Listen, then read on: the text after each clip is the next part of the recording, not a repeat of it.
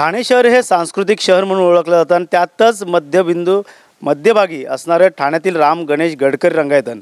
याच राम गणेश गडकरी रंगायतनला गेल्या वर्षभरापासून दुरुस्तीचं काम सुरू होतं आणि येत्या 31 जुलैला या ठिकाणच्या सर्व यंत्रणेचे ट्रायल घेतली जाणार आहे.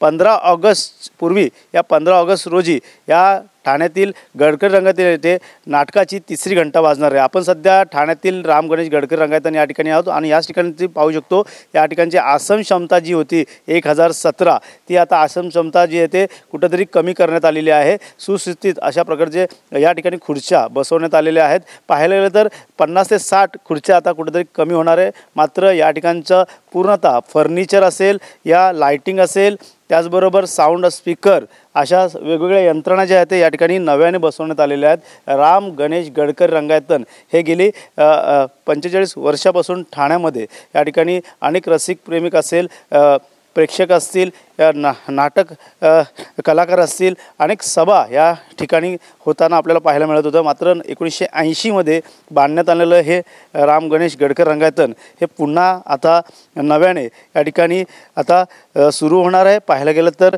या ठिकाणी जे नाट्यगृह होतं त्यामुळे कुठंतरी ठाण्यातील काशीनाथ घाणेकर हे लांब पडत होतं आणि मध्यबिंदू असणाऱ्या या ठिकाणी ठाणेकरांना ज्या नाटकसाठी लांब जावं लागत होतं. मग आता कुठेतरी आता लवकरात लवकर हे काम पूर्ण झाल्यामुळे आता नाटक प्रेमींना या ठिकाणी आता नाटक पाहायला मिळणार आहे. त्यामुळे 31 जुलै रोजी पूर्णतः ही यंत्रणा जी आहे लाईट स्पीकर साऊंड AC या सर्व गोष्टीचा जो आहे तो या ठिकाणी तपासणी केली जाणार आहे.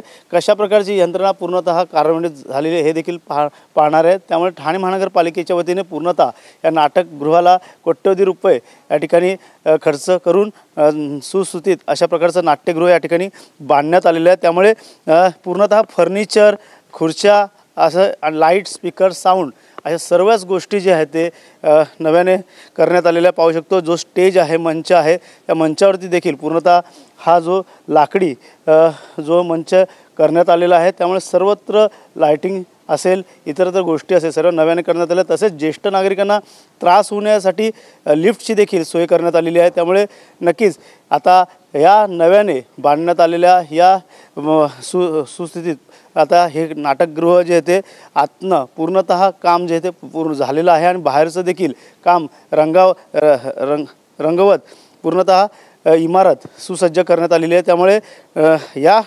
नाटकप्रेमींना आता पूर्णतः या ठिकाणी नाटक पाहायला आणि बघायला मिळणार आहे. त्यामुळे 31 जुलैला पूर्णतः ह्या यंत्रणाची पूर्ण ट्रायल बेस घेतली जाणार आहे आणि 15 ऑगस्ट पूर्वी या 15 ऑगस्ट रोजी नाटकाची तिसरी घंटा या ठिकाणी वाजणार आहे. पाहायला गेलं तर या ठिकाणी मोठ्या प्रमाणात आता नाटक प्रेमींना आणि रसिकांना आणि अनेक जे कार्यक्रम घेणाऱ्यांना पूर्णतः ह्याचा नाटक ठाण्यातील राम गणेश गडकरी रंगायतन या ठिकाणी आता पुन्हा सज्ज होताना आपल्याला पाहायला मिळणार आहे. त्यामुळे सर्वांनाच आता ह्यांचा उपयोग होणार आहे. अनेक कार्यक्रम या ठिकाणी होत असतात. पाहायला गेलं तर मोठ्या प्रमाणात खुर्च्या या ठिकाणी आसन व्यवस्था चांगल्या पद्धतीची ठेवण्यात आलेली आहे.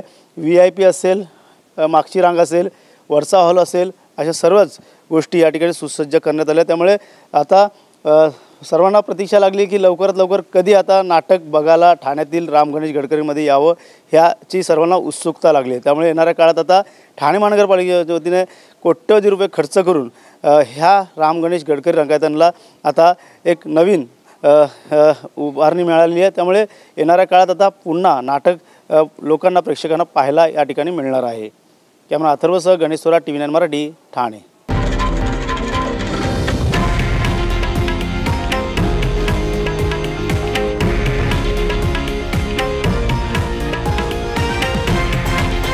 हे आहे देशातील नंबर 1 न्यूज नेटवर्क आणि आपण पाहत आहात TV9 मराठी, एकमेव.